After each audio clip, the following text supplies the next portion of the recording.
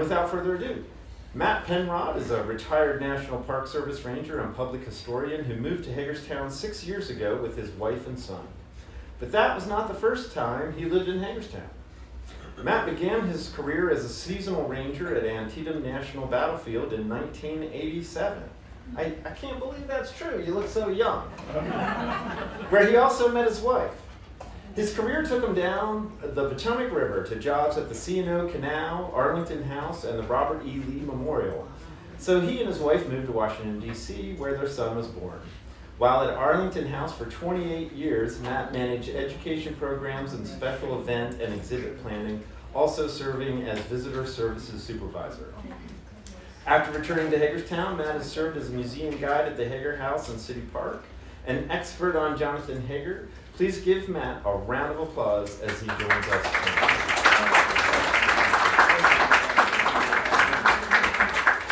Everybody sees me back there, so you know where to throw the tomatoes. You can hit me, not other people. Thank you for those kind words.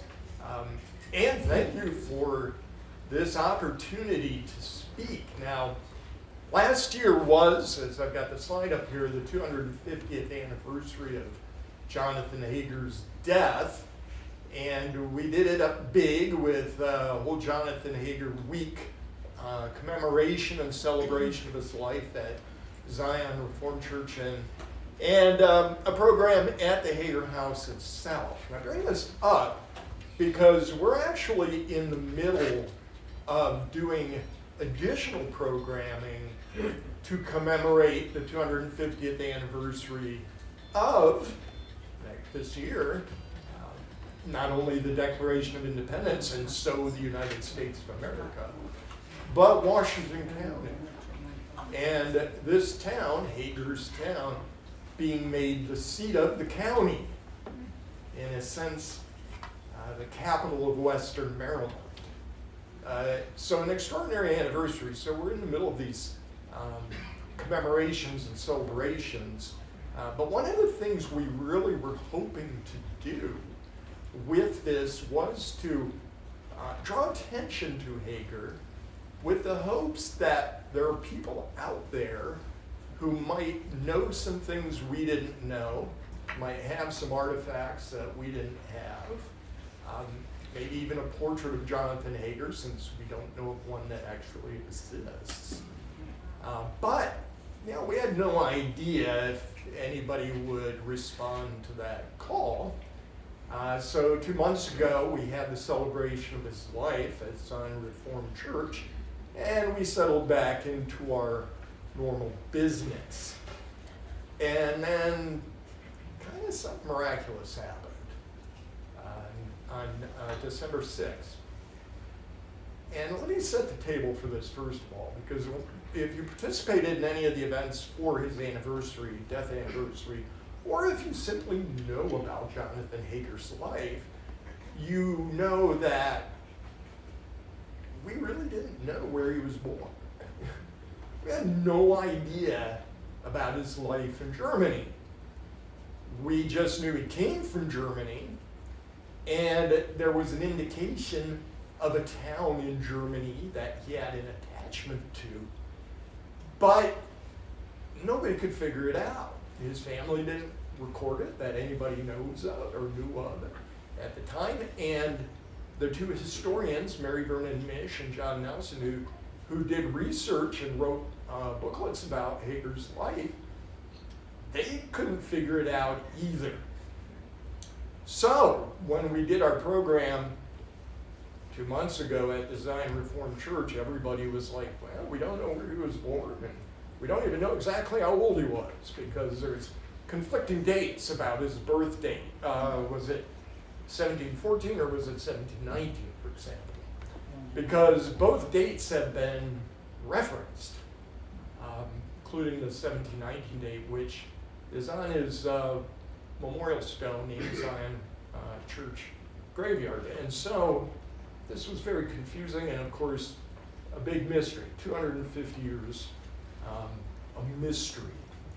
And then it seems like on December 6th, a veil was lifted and the mystery was solved.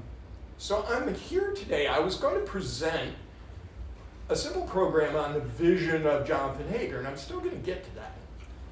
But I want to start with, I think, a treat. I'm going to reveal this to the public for the first time ever, this new research, this new information. You're the first people to hear it, that we have solved the mystery. We believe. I think we're really, really, really pretty certain, and unless some meteor-size kind of right turn hits us, and proves we're wrong, then maybe we'll have to rethink it. But right now, we're really, really confident. And so, on January 6th, a gentleman by the name of Klaus Hein, who's with us today, this evening, in the front row here, Klaus came in to the Hager House to ask us some questions. Now, it was the first day of our German Christmas tours. And so I'm sitting there, Forrest over here in the blue shirt is sitting there, and we're just waiting for the first people to come in for a German Christmas tour. And in comes Klaus. Now, it's one of those weird things because when he first walked in and introduced himself, and because we're doing German Christmas tours, my son made a remark for us that, well, maybe you do Santa Claus impersonations, too, white beard and everything. And Klaus said, well, in fact, I do. And he showed us pictures on his phone. And it was like, okay, interesting.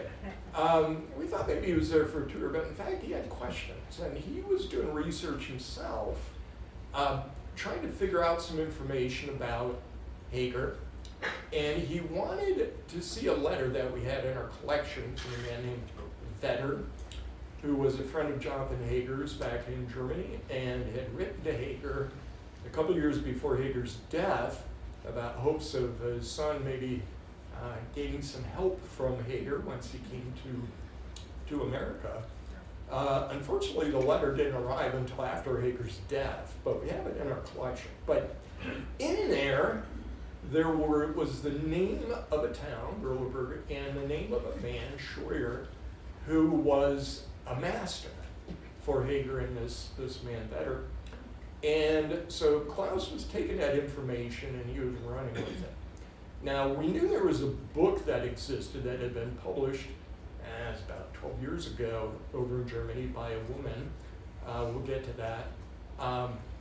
And that revealed a lot of new information. He started explaining it to us. And it was just extraordinary, the information he was giving us.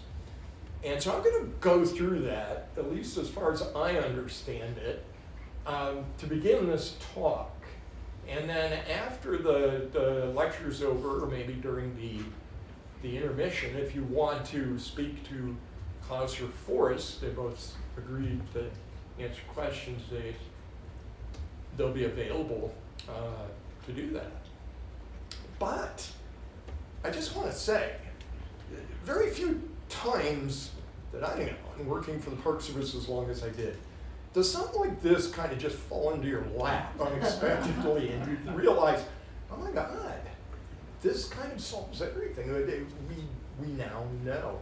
And not only do we can point a date, place, time, we know his parents or his siblings, things like that. We've got all these new breadcrumbs to follow in doing research of his life back in Germany and what Germany was like back at that time. So let's start off with that, okay? So here is the author of the said book, Irmgard Hager. She, elderly woman in Germany, she wrote this book in 2013, published it, simply called Jonathan. Now in this book, it's partly fiction. It's kind of a story of telling this story, fictionalized account of Hager's coming to America and things like that. But there's a big section of it in there that has her historical research in it. And she actually accessed records that had hitherto not been accessed and published those. And in the book. And Klaus comes in, he says, yeah, he's got these. He's seen the book. He's got a copy of the book. Now, let me tell you something about this book, okay? Because when we were planning the Jonathan Hager 250th stuff last year, there was talk about, oh yeah, there's this book in Germany, there's this book, but nobody knew who wrote it or how to get a copy of it. If you go online right now, you will not find any information about this book. We went over to the public library in town and asked them to do a library search in this country and worldwide for this book. They found 2 libraries in the whole world that had copies of this book. 2 libraries. You can't find it anywhere. But Klaus actually wrote to the author when he learned of her and was able to get a copy mailed to him. And so that's how he had a copy, one of the very few perhaps in existence in the Western Hemisphere, I like to think. And so this is the tale as it unfolded. So that's the book, Jonathan.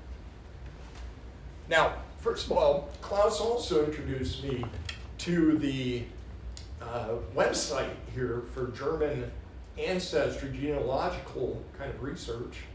And if you can read it, maybe you can't, way in the back. If you can, well, then you can speak German, first of all, it's in German.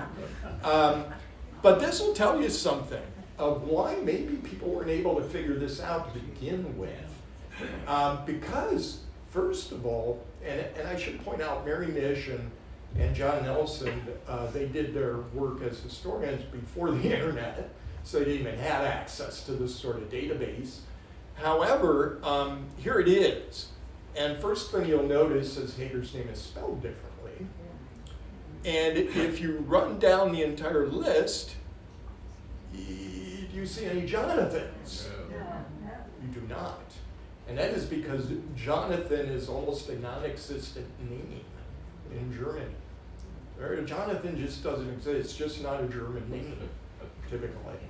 So if you're looking for a man named Jonathan Hager in Germany, he doesn't exist in that way that we understand it. But when you look at the very bottom, Hager Valentine, if you know what you're looking for, and Klaus did, that's the answer right there.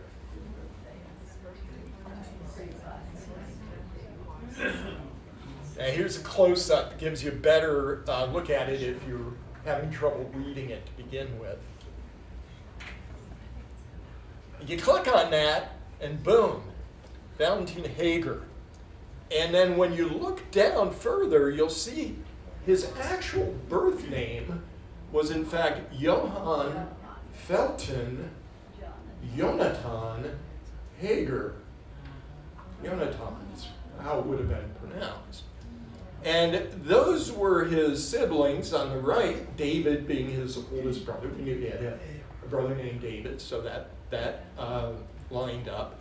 He had 3 sisters, and his parents to the left, Peter Hager and Dorothea Bolt.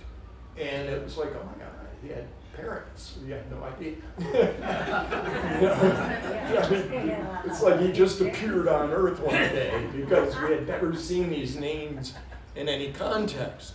But so you would have had to know what his actual name would have been because you're not going to find it as Jonathan. So where does the Jonathan come from? It seems likely that Jonathan kind of renamed himself. Johann is actually a very common German name. A lot of Johanns, like Joes and Johns, I guess, in this country. And so he took on the name at some point Jonathan. That's how he signed the ledger when he came to America in September of 1736, he signed as Jonathan Hager. And then his brother David, and it's interesting because David wasn't his first name. His first name was Ludwig. And so David was his middle name, and he went by David. And there's a biblical reference to this. King Saul had a son. His son was Jonathan, right? And David was his best friend. He was his closest friend. And then there it is, Jonathan, David. It makes sense. And then the dates lined up, because you look at the top, Valentine. Now, why is he listed Valentine Hager? Valentine was the family name of his godfather, in essence, the man who sponsored him at his baptism. And so that's how the Germans record these things, not by the person's first name, perchance, but by the name of the godparent. And so you would have had to know that and look for Valentine Hager, and you would have been able to find this. So these are all like little tricks that Klaus figured out. And if I'm getting anything wrong, Klaus will sort it out for you later, and Forrest can too, perhaps. But it was a remarkable story, because 1714, okay, he was born 1714. Well, that date lines up with a date we knew about. And the 1714 date we knew about came from when he landed in Philadelphia. He listed as his age was 22, 1736. So you subtract 22 from that, it's 1714, makes sense, right? So the year matches, but look at that. We even have a date. It's May 3rd. We know Jonathan Hager's birthday now. We didn't even know, what year it was exactly that he was born, and now we know his birthday. So what does the 1719 number come from? We'll get to that. So, where was he born? That's another question. And here is a map of Germany. This is like about a 1740s era map of Germany. And you'll notice Germany didn't exactly exist as a nation like we know it. Germany was made up of a lot of different regions ruled over by counts and such. And they were not in any way unified. In fact, this count of this particular region or county might actually be in conflict with neighboring count, and they may not agree whatsoever. They had absolute authority of the people who lived in their particular realm, and so it was, it was kind of a mess. And of course, Germany had been afflicted by many wars over the years. The 100 Years' War, I believe, ended soon, a little while before this. But there were numerous other wars, and Germany was surrounded by enemies, being a Protestant group of Protestant population surrounded by some Catholic enemies, like in France. They were constantly being battered and invaded. So Germany, but where in Germany? Okay, so there's Berleburg, in a region called Wittgenstein. So Berleburg, we knew about Berleburg because of the Vetter letter. But we didn't know maybe he was actually from there. He could have been born almost anywhere in Germany. But Berleburg is the centerpiece of all this, the linchpin. That's where we had to work out from, or Klaus worked out from. And so there's Berleburg in Wittgenstein. That's what that square looks like more up close, and if that's confusing, that's fine, because we're going to zoom in a little bit more to the next little square. And there you'll see kind of the upper left part, Berleburg, right there, a little castle next to it. And you'll see Wittgenstein, the name there below. and you'll see some other towns surrounding it, including a very important one called Lasfey. It's not really spelled like you would expect it on this map because of the way they spelled things, but it's right below Wittgenstein. It's that little mountain there. And that's a neighboring town. And Berleburg was ruled by one count, and Lasfey was ruled by another count. They were cousins. They didn't necessarily get along with each other, but they were cousins. Now, you might think there was a lot of distance between them. There wasn't. Now, what are these other little red dots? Schlechterboden was, in fact, the town where Hager was born. Schlechterboden. Now, that roughly translates to bad earth, with the idea that this might not have been a particularly good area to live if you were farming and such, and it suggests that the Hager family was not particularly well off. It's believed Hager's father, Peter Hager, actually emigrated to Germany from Switzerland, and he came up and they lived there, and he met his wife, who was from a neighboring town, and so they married and they made their life there, but he was originally from Switzerland. So here's the distances between these towns. Berleburg and Lasfey below is only 8 miles apart. And then Schlechterboden is 3.5 miles. Now, 8 miles is not a long distance, but 8 miles, that's like from, what, here to Boonesboro? I don't know. But they were ruled by different counts. And Hager was born and lived, his family lived Schlechterboden, which apparently was ruled by one count, and he apprenticed as a gunsmith in Berleburg, which was ruled by different counts. This becomes a little complicated. So Hager, though, as a young man or boy, he becomes an apprentice to be a gunsmith in Berleburg with a man named Scheuer, who was also from Switzerland, which is very curious. So perhaps there was some connection there that led Hager to actually apprentice with him. Now, this Casimir was the Count of Berleburg during the time period 1694 to 1741. So during the entire period of Hager's life in Germany, he ruled over Berleburg. There's a nice little period engraving with that era of Berleburg with the castle in the center. One of those picturesque German towns that seems to have never changed. That's what it looks like today. I mean, with likely many of the buildings that existed when Hager lived there. But that was Casimir's castle there, Berleburg Castle. Now, here he is, and he was significant in different ways. He was very progressive. I mean, he was progressive in certain ways. He was educated in Britain. And he brought back progressive ideals, including religious tolerance, which was very important.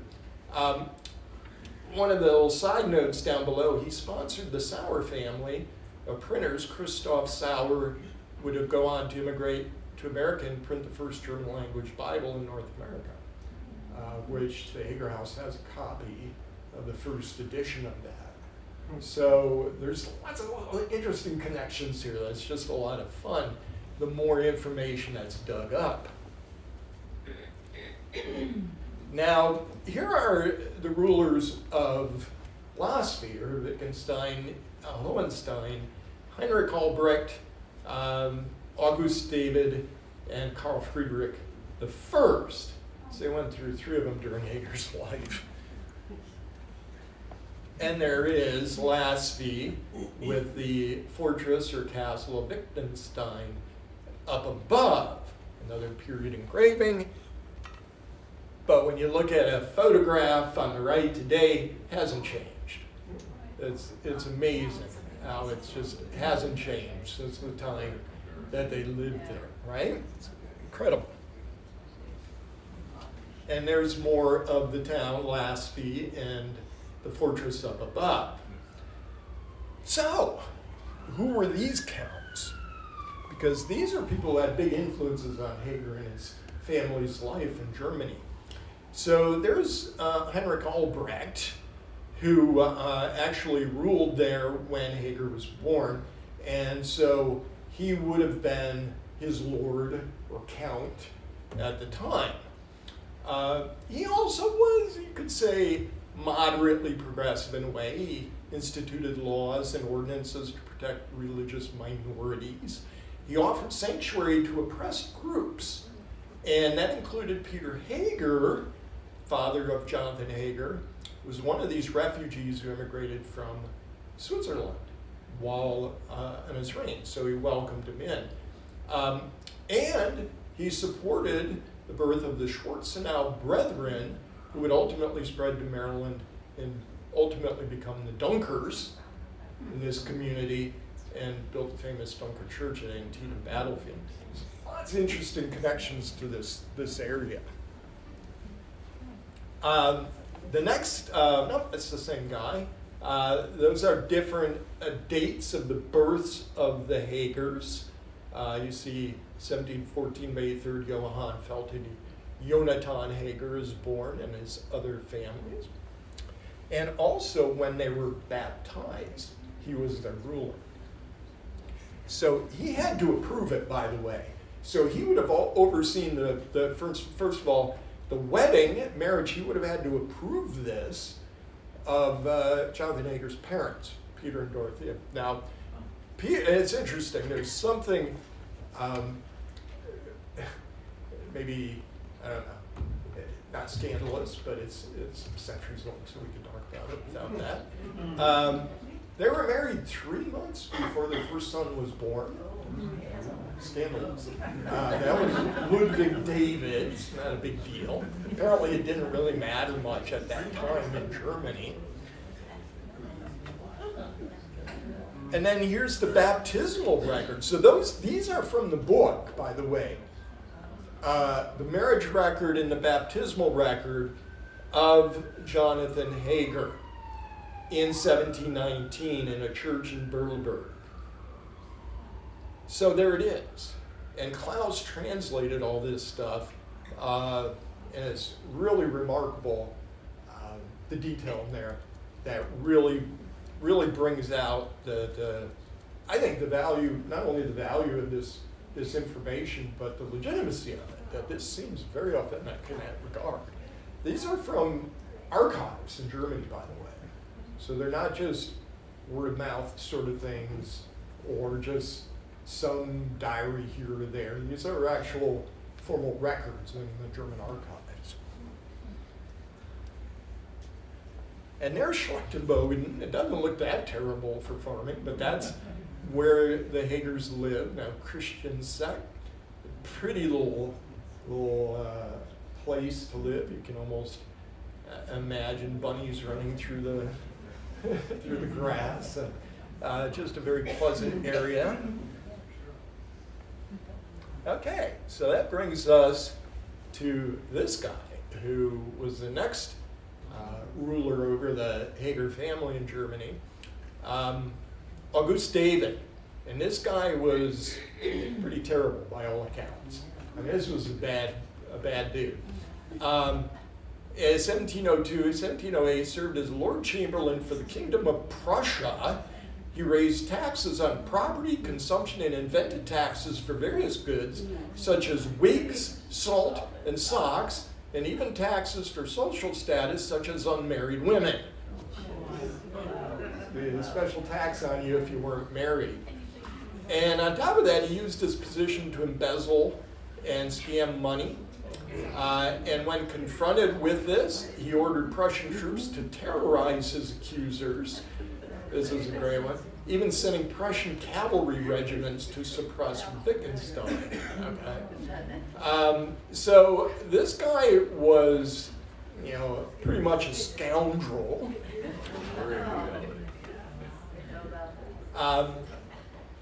And here's more space, stripped back religious tolerance, using soldiers and so on and so forth. So this is while Hager and his family were living there.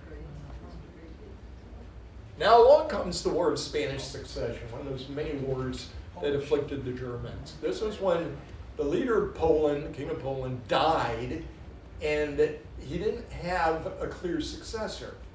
And so naturally, the different countries in Europe went to war with each other to try to influence who was going to be the leader of Poland.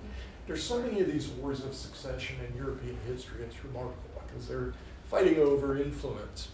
And so, the Holy Roman Emperor Charles VI declares an imperial war on France, called up the Reich Army, and then France would in fact invade Wittgenstein. But here's an image of Charles VI and a soldier of that region, Wittgenstein area, I believe. That gives you an idea of how the soldiers looked at the time. And so here's the French invasion coming up. So remember, the Hagers are living up there. And Jonathan Hager, remember when he left Germany, it was 1736. The war went 1733 to 1735. So as the French are invading and pushing up in that direction, of course, the Germans up there are desperately trying to fight them off. Hager at this time is likely still apprenticing as gunsmith in Berleburg, and he and other like apprentices were no doubt busy making firearms, weapons for the German army, the German troops, to fight back the French. And so Hager and these people would have been pressed into service likely, and you know, it's a war, it's war, and it's ugly. And here is Hager being forced to participate in this way by making arms to kill other people in this regard. And so this Hager influences Hager a great deal, because again, 1735, a year later, he leaves Germany. We'll get to that. But this French invasion ends very dramatically. The Battle of Philipsburg is one of the decisive battles in which, it's believed, the French commander you see down below to the left gets his head blown off by a cannonball, very graphically illustrated. And they're driven back. And Wittgenstein is now safe from the dastardly French. So here is the next count of Wittgenstein, Karl Friedrich I. And so he inherits a total disaster, incredible debt from his predecessor, who was such a scoundrel and embezzler and all that sort of thing. So he is in charge when Hager plots with a group of other apprentices to flee Germany. They are no longer going to participate in this lifestyle, this life that's going on there. They are going to flee to America and start a new life. And so they get together, there's a small group of them that we know about, and they make their way out of town. When the Count becomes aware that they are leaving without permission, he orders their return. But of course, they're outside of his jurisdiction at this point. They're actually north of Berleburg, in the jurisdiction of the other Count. The other Count, though, agrees. They bring Hager and these other people back, and they are returned to Wittgenstein to undergo an interrogation by this gentleman, Karl Friedrich I. And there they are quizzed whether or not they indeed were planning on leaving Germany and going to Pennsylvania. And Hager and the other people basically flat out lie about it and say, no, we were just going up to the Netherlands, we're just traveling, it's not a big deal, and sorry we didn't get permission, didn't know we needed it, sort of thing. And apparently the Count bought it. Part of the idea was that Hager might have been a little on the young side at that point, about 21 years old or so at this point, and he took pity on him, or just granted him some leniency, and so released him and the others. And Hager then, I don't know how he got away with this, turned around and applied for permission to travel for 4 years around Europe as a kind of journeyman gunsmith to learn more about his trade, which was pretty common practice at the time. But the fact that he had just tried to sneak out of Germany and now he's applying for permission to leave, and the Count's like, okay, and he grants him permission. And so, but instead of traveling around Europe, he and a couple of his friends immediately head towards Rotterdam. Now here's the castle, Wittgenstein Castle, the last few where they were interrogated. So they go to the port of Rotterdam. The port of Rotterdam was the primary port of exit for people leaving that region of Europe and heading for America. And so that is where they board a ship and they head to America. Now, this, I think, is fascinating. This says a lot about Hager, his daring, his enterprise, his his desire to flee an awful situation. There's a lot of things you could perhaps read into it, but he decides now he's going to take the risk. Because imagine, he had lied to the Count once, and then turned around and the Count gave him, permission to travel. Imagine being caught having lied to the Count twice. I would think his punishment might be a little more severe. But he and his fellows board ship and head to America. Now, the way it came to America back then, the typical passenger vessel was one of these deals. We're talking 1736, the Dutch Vloot. These, there's no real scale there to tell how big they are. But this has scale. There's people in there. There's little figures of people that's modeled. It's not a particularly large vessel. And this is how these people, they would have packed in there in large numbers in order to set sail to America. And so imagine that. And not only that, crossing the North Atlantic in one of these little vessels, incredibly dangerous. Many thousands died, Germans, as they came across America. Others survived. Hager was one of those, obviously, who survived. And on the ship Harl, the ship he came on, were his two friends. They're listed aboard that ship as well. And so we don't know what became of them in America. It'd be fun to do some research on that. So that leads us to our intermission. So let's take a break here, go get some more drinks and refreshments, ponder that, and we'll begin the second part of the story when we're finished. Without further ado, here's Matthew. There you go. Hello. Before I start again, I do want to once again draw attention to Klaus Hein up here. I'm begging him to please stand up so everybody can see him and know he is the man. My beard is shorter now. The beard was just cut off 2 days ago. I'm back to my normal self rather than Santa's self. But, well, I guess Christmas is over. But I didn't mention, although some of you might have put two and two together, when he came in on December 6th, it was like St. Nicholas Day. And here he arrives like St. Nicholas with treats and presents and treasures, and silver and knowledge and that sort of thing. So it's just an extraordinary bit of kismet, I guess is the term, at least one form. So, yeah, serendipity. That's the word. That's a fun word to say too. So let's switch gears a little bit, and let's get into what was the original subject of my talk.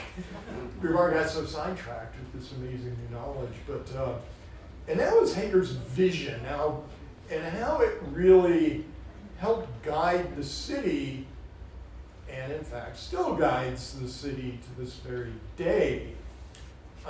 Because Hager was one of those guys who had the vision thing. It was the first President Bush said that, the vision thing. And a lot of people do and don't know what to do with it. But he knew what to do with it. So he flees Germany because he doesn't want to stay there anymore. He sees the oppression. He doesn't see a future for himself. He leaves with his friends, but he leaves his family behind. And then he comes over to Philadelphia. He lands there, New World. A lot of Germans had come to form and came with him, and so he was in good company, but perhaps not exactly sure what he was going to be doing with his life here in America. He spent 3 years in Philadelphia, likely doing work as both gunsmith and blacksmith, we believe. While there, perhaps working to pay off debts that he acquired while making the journey. A lot of Germans did borrow money from other Germans to make the journey. That sort of thing. We don't know exactly what happened with Hager, but perhaps he was just trying to save up money to buy land. And there was land being offered at a very cheap deal out on this side of the mountains, the Blue Ridge Mountains. It was started in Pennsylvania, spread to Maryland. That cheap land was available if you agreed to settle on the frontier. 200 acres at 44 pounds. Now we're going back and forth trying to figure out exactly what 44 pounds in 1739 would equal today, and we don't really know. If anybody is really good with money and math and can help us with that, please contact us at the Hager House. But we have no idea, but it was pretty cheap.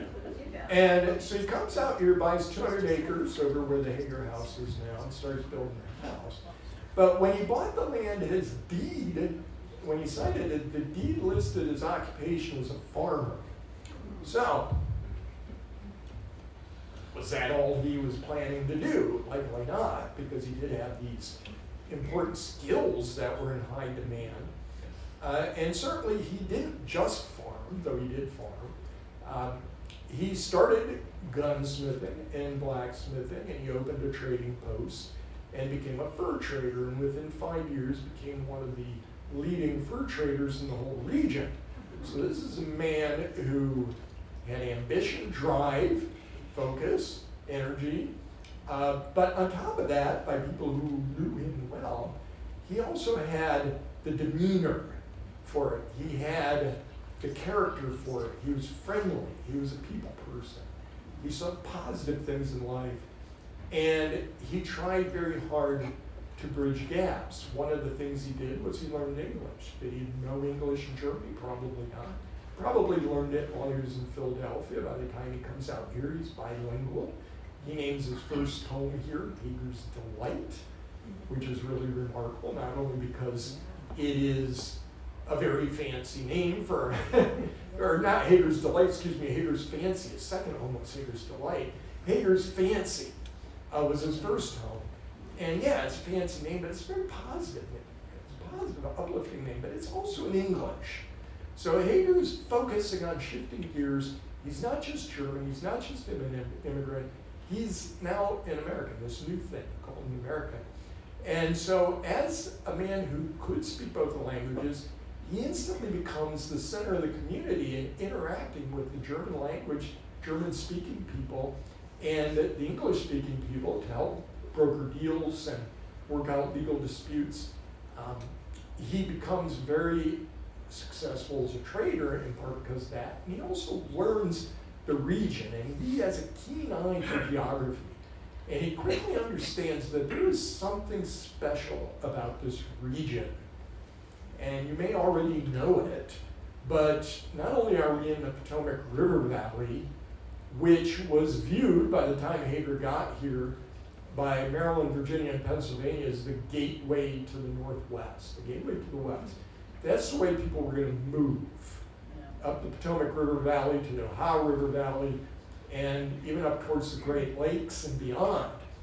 And there are enormous quantities of natural resources up there to harvest. And so the idea is to use the Potomac River for navigation, the valley also, easier to build roads along rivers and such, and use that as a path for transportation to westward expansion and settlements and commercial enterprise. And so Hager becomes focused on this. He briefly serves on a kind of a panel, an organization, corporation kind of thing that was created in 1762 after he founded the town, Potomac River Enterprise, with the idea of developing the Potomac River for commercial transportation, but it apparently folded very quickly. But he never gave up that vision. And in fact, when he founds the town here, it's very much in the Potomac River Valley, and he understands this is an important place. Everybody's going to be moving east-west right through this region. But it's not just east-west, because another thing existed here at that time, sometimes referred to as the Great Warrior Path, Native American Trail, that stretched 500 miles from northern Pennsylvania to northern Georgia. We know it as US 11, most of that way. It was a thousands of year old Native American path, migratory path, that whole tribes would travel seasonally between northern Georgia and northern Pennsylvania to escape the harshest weather conditions of both regions. And there were no permanent native settlements in this immediate area, but there were a lot of migratory settlements, part-year settlements. They'd come here to fish and do other things, hunt, and then move on. And so this road was heavily worn, hard-packed, and made a perfect wagon road. And it went right past the land that he bought, and he knew it. It went literally right past, Virginia Avenue to Williamsport.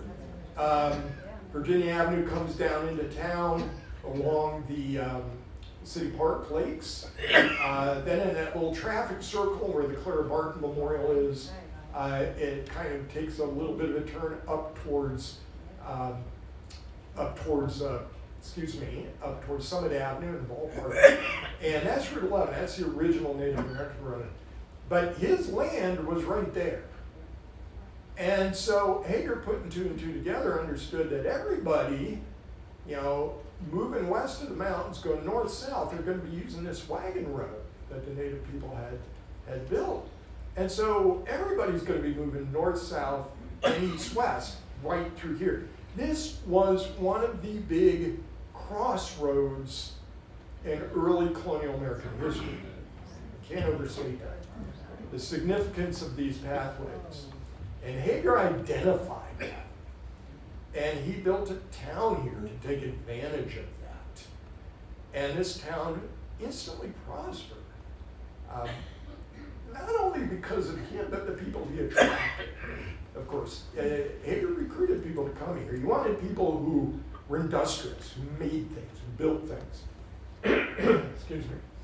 He was himself a manufacturer, because being a gunsmith and blacksmith, he was very much involved in industry. And so he wanted other people to come and do the same. And so they did. One of the key things that occurred during this period of time was the iron industry started to flourish on this side of the mountains. Different furnaces, small furnaces, started to open up here and there. And then Samuel and David Hughes, their father Barnabas, came from Baltimore and opened up the Mount Etna furnace, sometimes referred to as the Antietam furnace, just outside of town on South Mountain. And this became a major iron furnace in this region.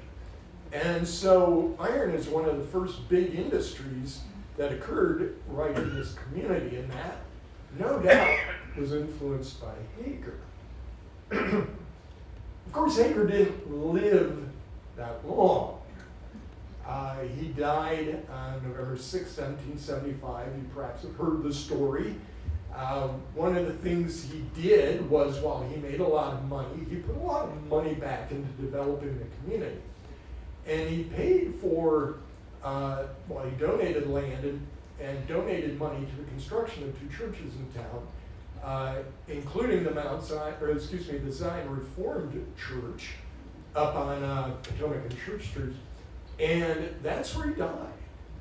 While that building was under construction, he was there watching the work being done one afternoon, apparently, and a roof beam was being lifted into place. It slipped its lines, fell on him, and crushed him.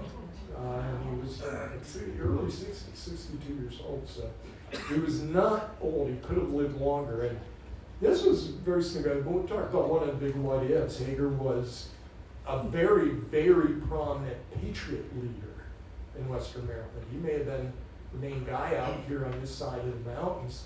He was, right from the get-go, as soon as the French and Indian War ended, which he participated in, he would become rebellious against the British, imposing taxes on the colony. And of course he saw that in Germany with that second count I was telling you about of Wittgenstein. He was taxing people and for every little thing. Imagine getting taxed on your socks, and never mind the unmarried women being taxed. It's just everything was just outrageous. And so, and his family, would have suffered under this kind of rule. So certainly he didn't want to see that occur here. So this inspires his rebelliousness here.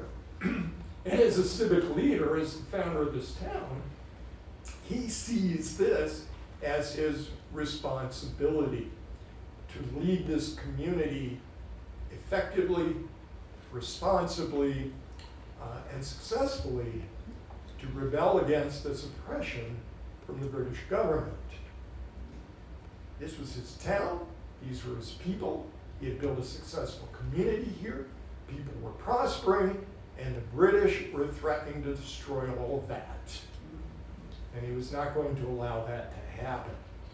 So a big part of Hager's vision was political leadership. Using politics, not angrily, not in hostility against groups of people, but to use it nonetheless to exert power and influence. 2 ways that he restrained this. One of those was he served on numerous committees, including the Committee of Observation here.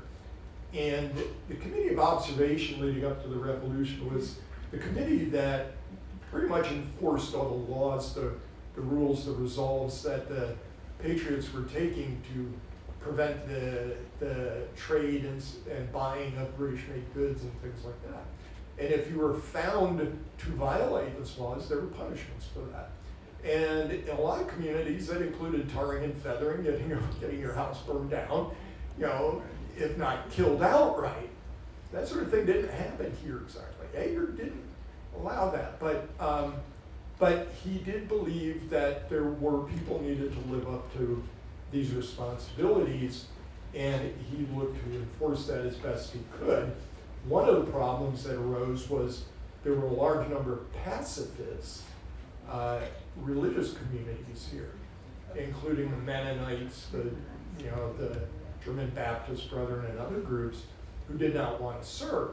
And even though they were being expected to serve, every able-bodied man was expected to serve in the military against the British, exceptions were made, and Hager helped broker a simple compromise that allowed these religious communities to donate money and material goods to the cause instead of actual military service.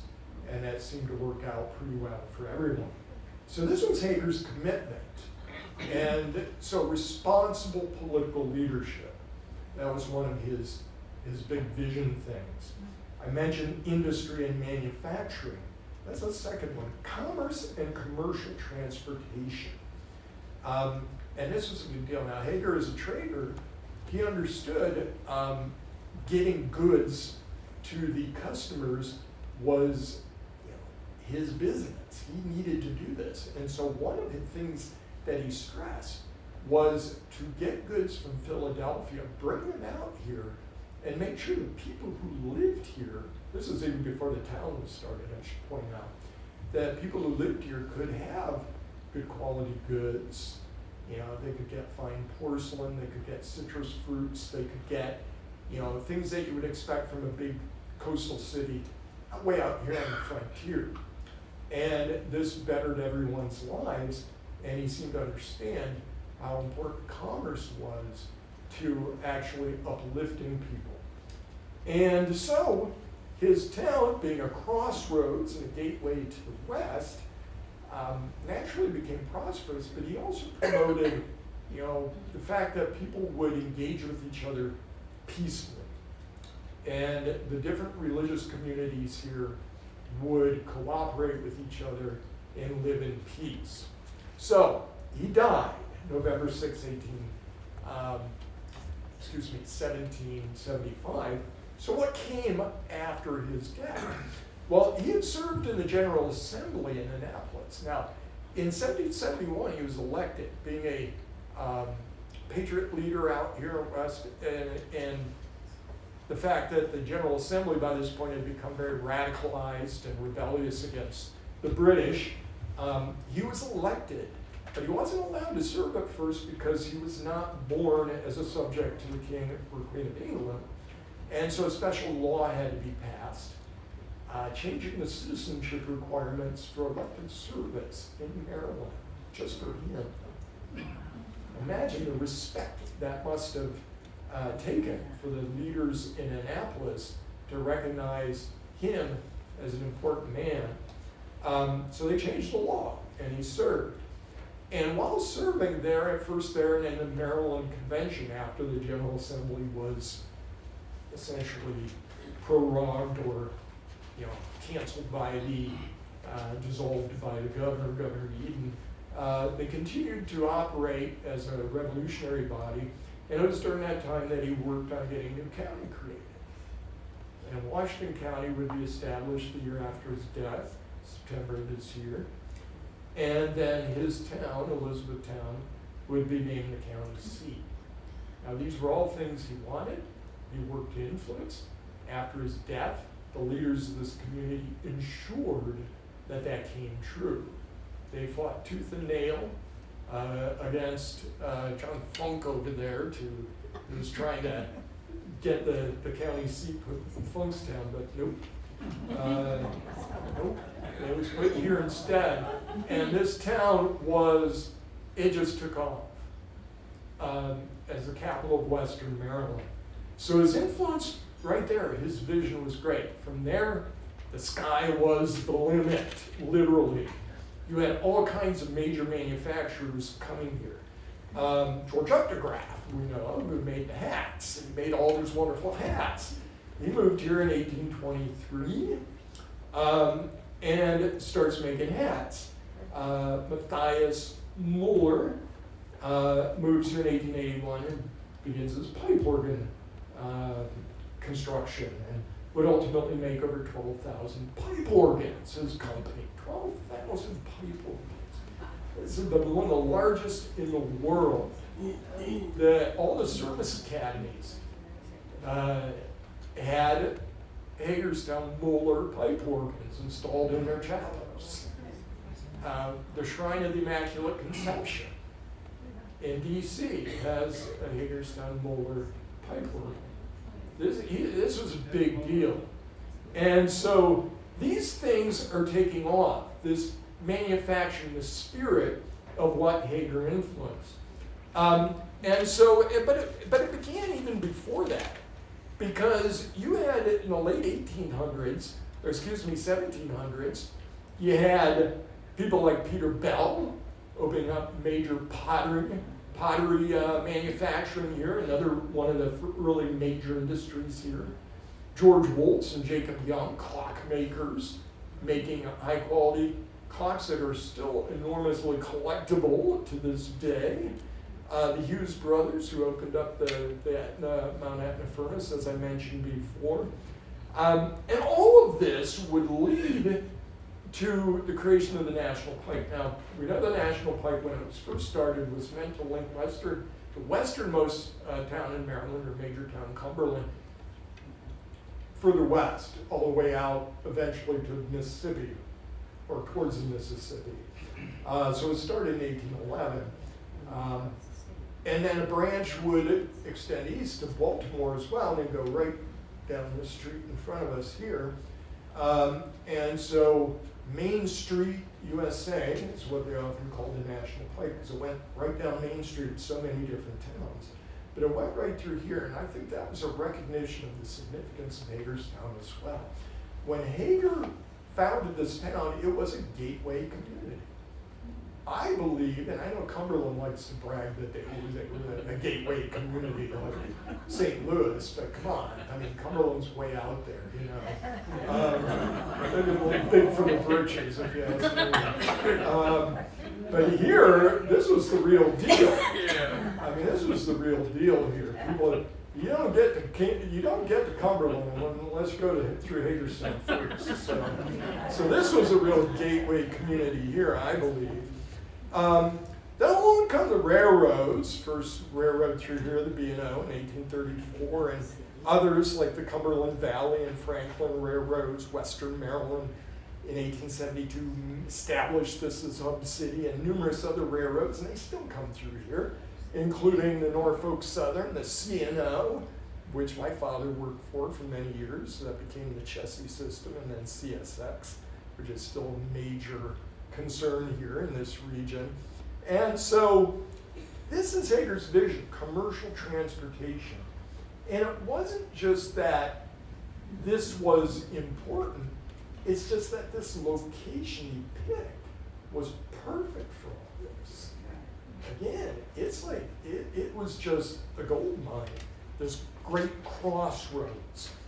And so one of my favorite things that came about from this Hub City thing was the trolley system. Everybody knows about the trolley, right?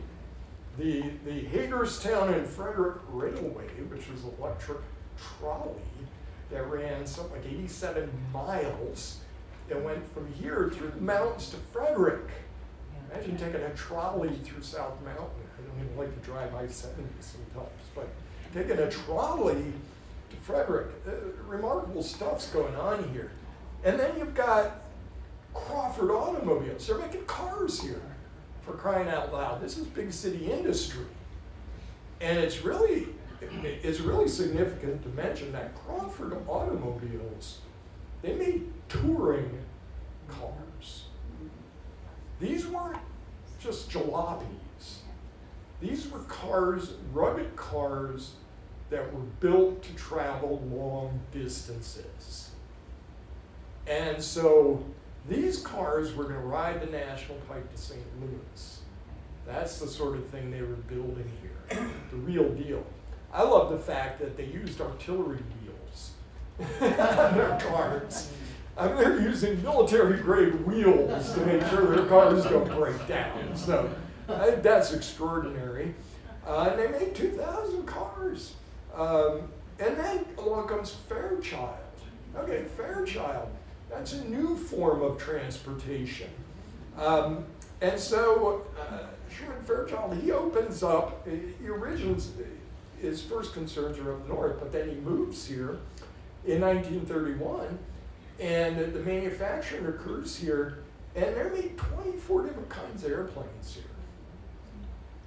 1,183 flying boxcars, 716 Thunderbolt II Warthogs, 6,397 PT-19 trainers. Now you think, PT-19 trainer, big deal. It's not that exciting. Just about every pilot, American and Canadian and perhaps even British pilots who flew in World War II first started flying on Fairchild PT-19 trainers. That's where they started learning. So this is a big deal, having a big world impact coming out of Hagerstown. So Hagerstown becomes the industrial center of the region, the second largest city in Maryland, and it's riding high. The regional airport that was put here in 1928 takes on a new purpose when Camp David is built and used later, and it becomes important as a regional airport, needed runways large enough for Air Force One to land. So again, Hagerstown is a big star on the map of importance for many, many different reasons. One of the least, maybe one of the more detrimental things that occurred here was the Maryland Correctional Institution. It was created in 1942, bringing the prison system nearby, and of course that's been the woe of this community in many regards over the decades that followed. But then after World War II, in the 1950s and 60s, I-81 and 70. I-70 is like the third longest interstate in the country, okay? And I-81 is a major corridor. If you want to escape going through or around the big cities on the East Coast, when you're taking 95, you go 81. And so 81, 70, major transportation centers. And they put the crossroads right here.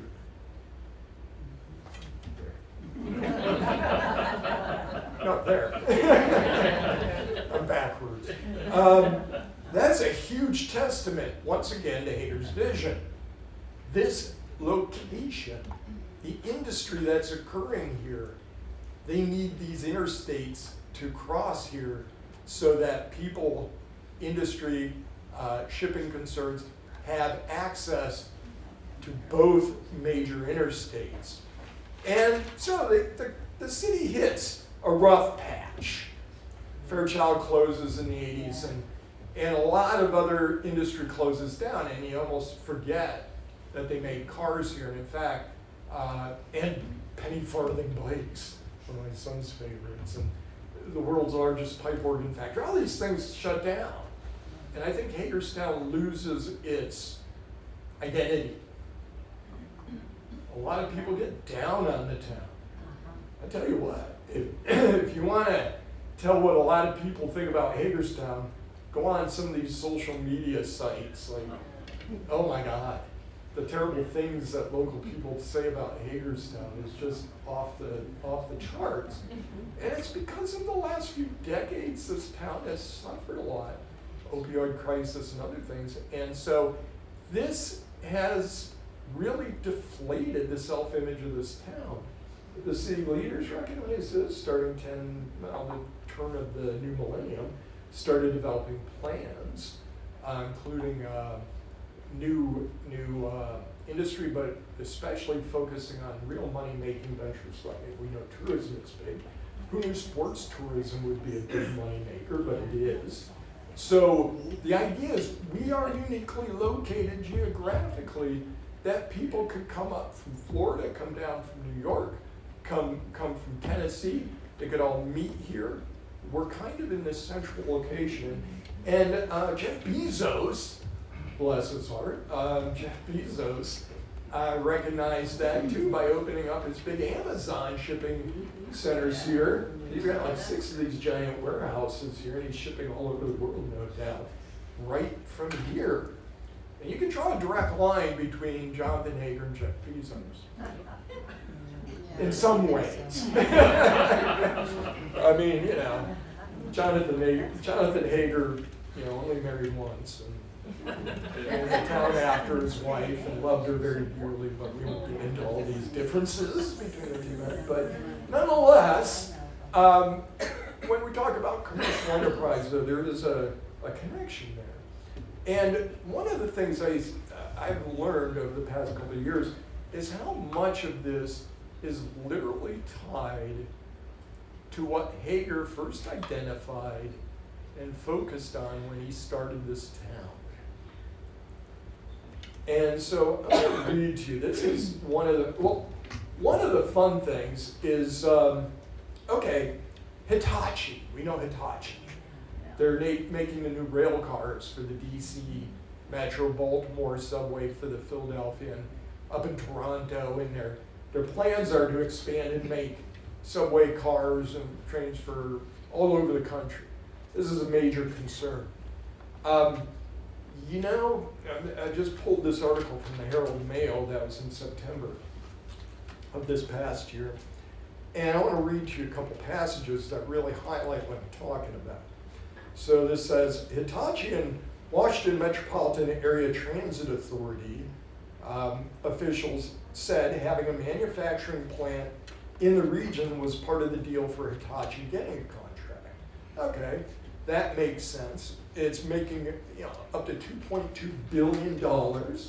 It could lead to the creation of 1,300 jobs in this community relating to that.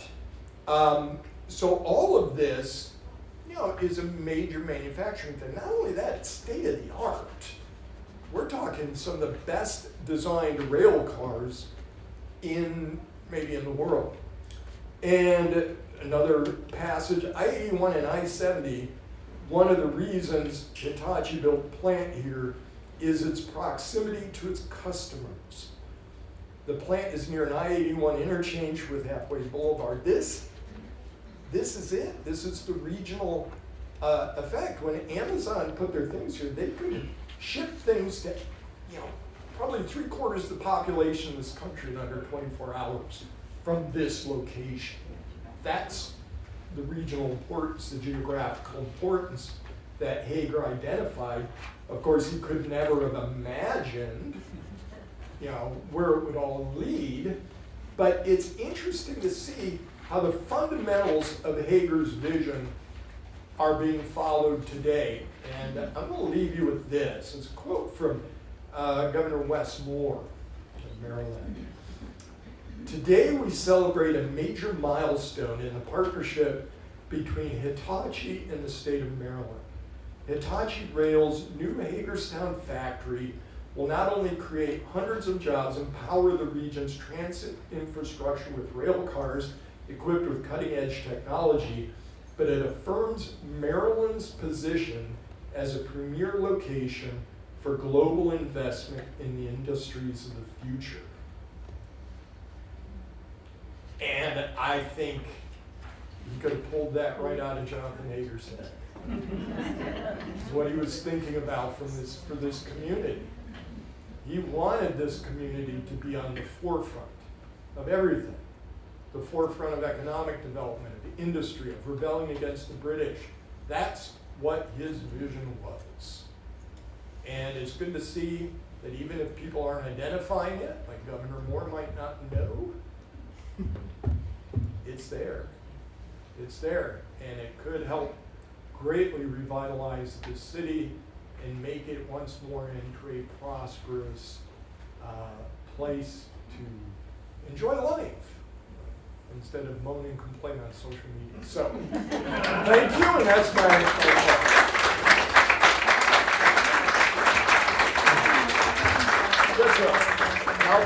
I will take questions and insults. Why was this location, Hagerstown, so strategically important when I would think that the Williamsport area would be more because it's on the river and still have that, you have the east-west route and the north-south route. Yes. What was it about Hagerstown that fixed this as that? The simple answer is Jonathan Hager. He decided it would be here. I mean, this is the thing, and this is one of the remarkable things. I mean, I've studied history for a long time, working at Arlington House, the Robert E. Lee Memorial, studying Civil War history and Revolutionary War history and other things. And you see that things don't just happen. It takes people with vision to make them happen. And yeah, Williamsport could be a good location, except nobody there did it. Hager did it. And that was the difference. I mean, literally was. Being that he was trained as a gunsmith, did he have any connection with the gun production in Harper's Ferry, or is that a whole different? That's a whole different thing. I don't believe it was in operation at this time, but I mean, out here, people were manufacturing firearms for hunting purposes and for the most part, but then as the French and Indian War, the Revolution kicked up, they're certainly producing firearms for use in those wars. Not that Hager was personally the Revolutionary War, but other people in his community certainly would have been. I like to think that some people went to war in 1775 carrying rifles made by Jonathan Hager. It's likely they did. But yeah, and then the creation of munitions was big with the iron industry. Mount Etna, the Hughes brothers there, they shifted gears once the revolution began, and they started mass producing cannon barrels for the American Army. And a lot of it was just hit or miss. They were learning while doing, because for whatever reason, there's a big difference between, casting a stove and casting a cannon barrel. Not sure what it is, but there's a big difference. And so you make a cannon barrel wrong, it's gonna, explode and kill people. And so there were a lot of flaws. And the cannon barrel sitting out front of the Hager House is one of the ones that was thrown away because it wasn't cast properly, but it was made at the Mount Etna furnace. And according to certain historians of Western Maryland, there's a claim that this community, the iron furnaces here in Washington County, made more cannons for the American Army than any other county in the country. So I don't know how you quantify that, but that's their boast, and I'm willing to boast with them because, yes. I think I heard you say Elizabethtown. Yes. What was that? Elizabethtown was the original town. Jonathan Hager gave the name. Oh. That was his wife, Elizabeth Kirschner, who came from Germany as well. He named it after her. She died. It was his preferred name for her. He loved her very much. They had 2 children together. However, everybody called it Hagerstown, like Hager apostrophe S. It's his town. After all, he owned the land that it was founded on. It was his idea. It was his enterprise. Everything, he was the main guy. So it was his town. It was Hagerstown. Everybody called it that, except for him and other, officially it was Elizabethtown. And this became so confusing, especially, in the early 1800s, the industry is picking up. They're shipping things, around the country, doing business with other towns. And it's confusing when the town has 2 names. Where do you ship it to? Where's it going? You're losing business that way if you don't have the right address, I guess. So the city leaders gathered in 1813, decided to officially name it Hagerstown. I like to think that if it was up to him, it would still be named Elizabethtown. Although I personally like Hager's fancy. I think we should go back to that. That should be a good town. Anyway, yes, sir. At Zion Reformed Church, Yes. he died falling off building that tower there, is that correct? Well, he died underneath. He was like on the floor. He was watching them lifting a log beam up into That church place. started in 1775? 1770. It was started. There was some interruption during the Revolution, and it was because men of the church went off to fight, but then they came back and finished it. But yeah, 1770. Okay. And then, what's the facility at the airport where they do high-tech restorations of airplanes? Wow, that I'm not sure what that would be called. I'm not an expert. No, on that. I can't think of the name of the company, but that's a very high-tech. Oh yeah. And if you've been, and I don't know if you've ever been out there to the Aviation Museum, it's extraordinary. It's extraordinary when you go out there and you look at that. And you're like, again, it's like, I know, because these were made here. It's like, what? This is Hagerstown. That could have been located in a lot of different places, but it's interesting. Yeah. I can't think of the man that chose Hagerstown. Yeah. Well, see, this is the thing, and when a town gets a reputation, and it's a good reputation or a bad reputation, that spreads. If a town has a bad reputation, nobody wants to move there and do business. When it has a good reputation, everybody wants to come here and do business. And that was the reputation Hagerstown had. For all the years from 1762, I'd say till the middle of the 1980s, maybe 1970s, That's the reputation Hagerstown had. That this is the place to come and do business, because everybody here had that mindset. There were banking interests, you could get money, you could get financing. You had a lot of money coming here that was available to invest. There just everything was clicking on all cylinders throughout that lengthy period of time. And then, like so many other industrial communities around the country, it kind of collapsed in the 70s and 80s when a lot of these factories aged out and manufacturers decided it was cheaper to move manufacturing overseas or to buy from other countries than to make it here, and that just killed industry in this country for a long time. So it's only starting to come back here. We'll see how much it builds from here. The other thing I'd like to mention is Volvo. Volvo, I'm not sure how much they've invested in that plant. I still do work for Volvo, but Okay. I don't know. But anyway, it's got to be well over, I think, in the order of $300 to $500 million that they've invested. That was going down when it was Mack Truck, and then Renault, and then Volvo came and revived that plant. And it is, I have read from Volvo publication that it is considered the finest plant of all their plants worldwide. Wow. Asia, Europe, South America, North America. See the The reputation. number one plant. The reputation is starting to turn around. And they for this really have put community. huge amounts of money into that plant. Yeah. Yes. There's another, when you talked about the aviation museum, they do a really good job of talking about how all the industries in Hagerstown pitched in to help Fairchild produce the, I forget the big shipping plane. Yeah.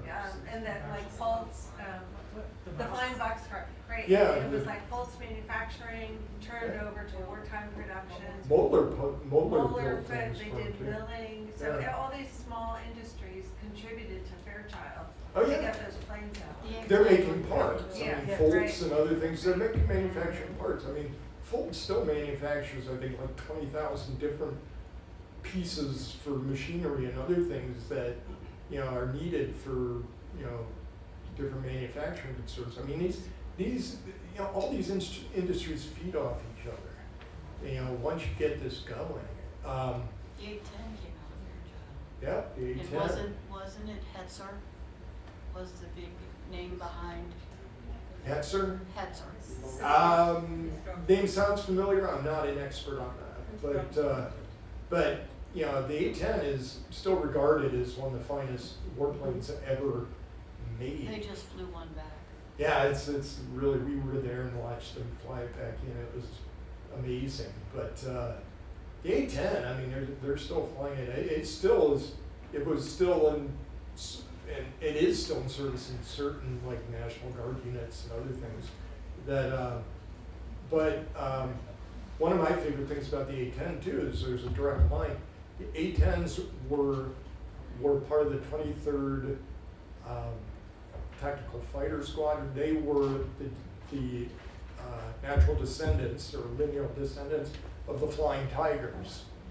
The famous Flying Tigers of World War II, they flew 810s. So, I mean, Hagerstown has its fingers in a lot of amazing stuff worldwide. And I think it's something we need to be more proud of. And I think I personally think, I've only lived here 5 years, but I tell you what, I lived here in the late 1980s, then I left and I visited here. I saw it with hard times. I see it coming back. I think there's a real great future that's coming. I think the town is turning it around. And I think things like Hitachi, or New Cold, that giant thing they're building out near the outlets, that giant thing, that major cold storage frozen foods supply thing. One of the things their mission statement stated that they're building it there because of its strategic location in shipping frozen and refrigerated goods throughout the eastern part of the country. Their strategic location. That's Hager. I'm being cut off, so thank you all. I enjoyed it.